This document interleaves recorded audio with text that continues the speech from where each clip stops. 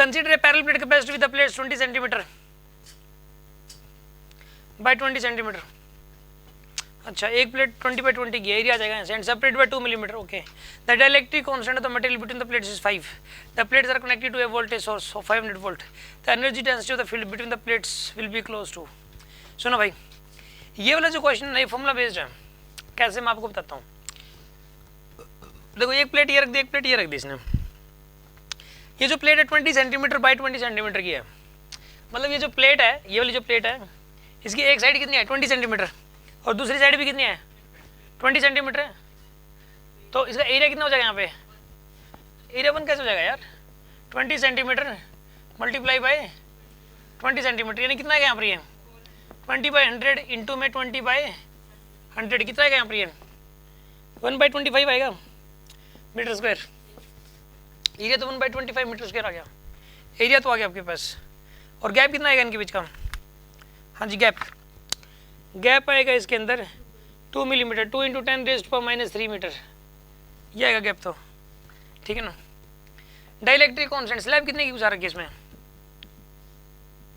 5 की स्लैब है इसके अंदर, ठीक है ना। अब ये इसके अक्रॉस पोटेंशियल डिफरेंस दे दिया 500 वोल्ट का। हाँ जी, कितना दे दिया? 500 वोल्ट।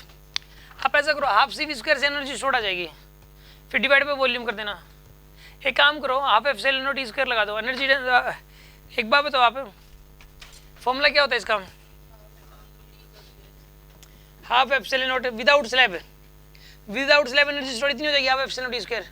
फिर क्या करो, डिवाइडेड बाय ये करो, क्योंकि यहाँ पे एप्सिलॉन में एक एप्सिलॉन क्या लगता है कि ई में आ जाता है, नीचे k² बन जाता है नीचे, तो ओवरऑल नीचे k बचेगा। ये फॉर्मूला है।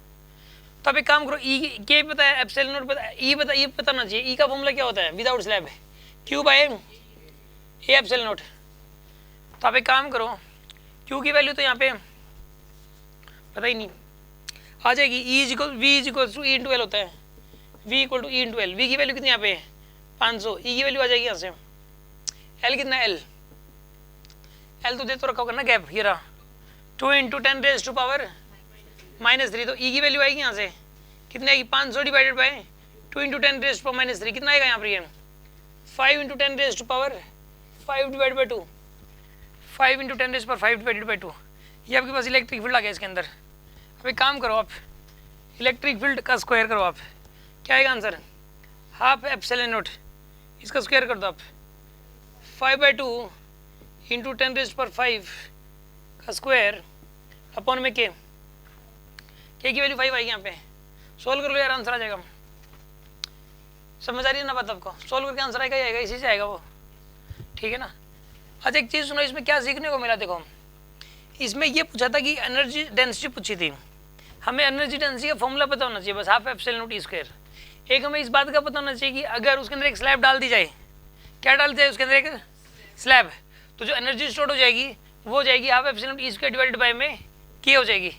और यहाँ पे वैल्यू, फिर ई की वैल्यू निकाल दी हमने। एक ये फॉर्मूला इसका पता होना चाहिए कि पोटेंशियल डिफरेंस होता है ना दो प्लेटों के बीच में, जो पोटेंशियल डिफरेंस होता है वो किसके बराबर होता है? E × L के।